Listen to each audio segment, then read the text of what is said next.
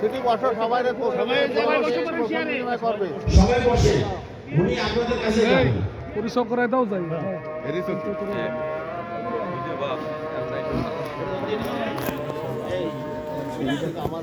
এই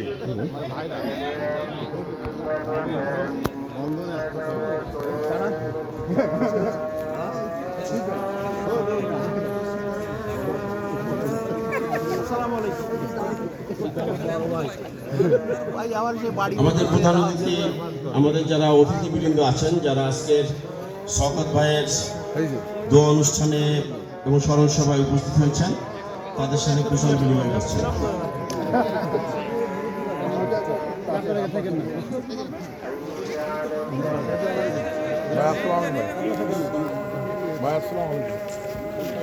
সুধীবৃন্দ, ইতিমধ্যে আপনারা অবগত হয়েছেন আজকের অনুষ্ঠানের মাননীয় প্রধান অতিথি বাংলাদেশ জাতীয়তাবাদী দল বিএনপির কেন্দ্রীয় কার্যনির্বাহী পরিষদের সম্মানিত ছাত্র বিষয়ক সম্পাদক, জাতীয় সংসদের খুলনা ৩ আসন থেকে জাতীয়তাবাদী দল বিএনপির মনোনীত ধানের শীষ প্রতীকের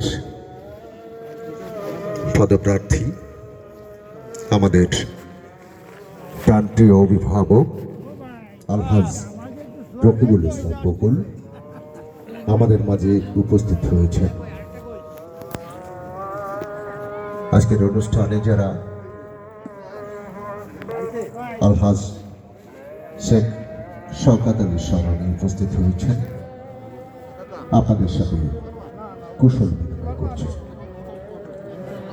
আপনারা যার যার আসনে বসে থাকবেন। আমাদের মাননীয় প্রধান অতিথি তিনি নিজেই আপনাদের কাছে পৌঁছে কুশল বিনিময় করবেন এবং এখানে পুরুষদের সাথে কুশল বিনিময়ের পর আমরা আশা করছি অসংখ্য মা বোনেরা আমাদের আজকের অনুষ্ঠানে সম্পৃক্ত হয়েছে। আপনাদের সাথেও আমাদের আজকের এই শোক সভার মাননীয় প্রধান অতিথি জনাব আলহাজ রকিবুল ইসলাম বকুল মহোদয় আপনাদের সাথেও কুশল বিনিময় করবেন।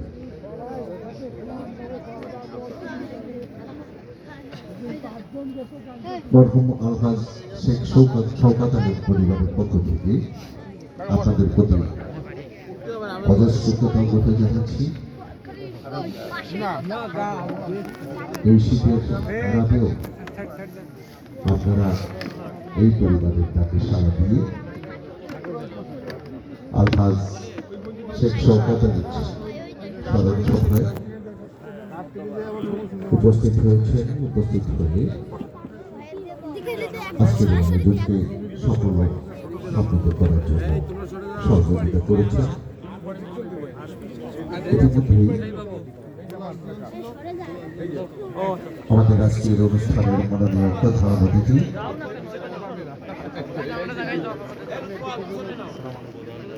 বাংলাদেশ জাতীয়তাবাদী দল বিএনপি খুলনা ৩ আসন থেকে আসন্ন জাতীয় সংসদ নির্বাচনে যিনি প্রতিদ্বন্দ্বিতা করছেন, যে মানুষটি ক্ষমতায় না থেকেও এক যুগ ধরে এই জনপদের মানুষের সকল ধর্ম, বর্ণ, দল, মত ঊর্ধ্বে থেকে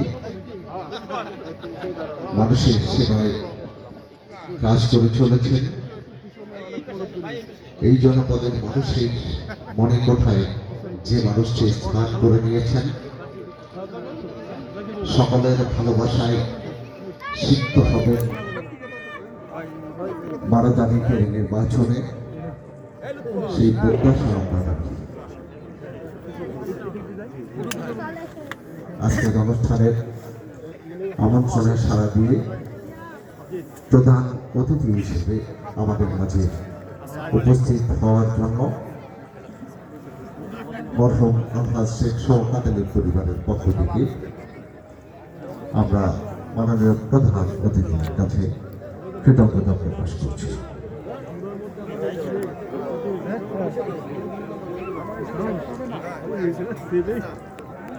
আপনারা জানেন মরহুম আলহাজ শেখ শওকত আলী আমৃত্যু বাংলাদেশ জাতীয়তাবাদী দল বিএনপির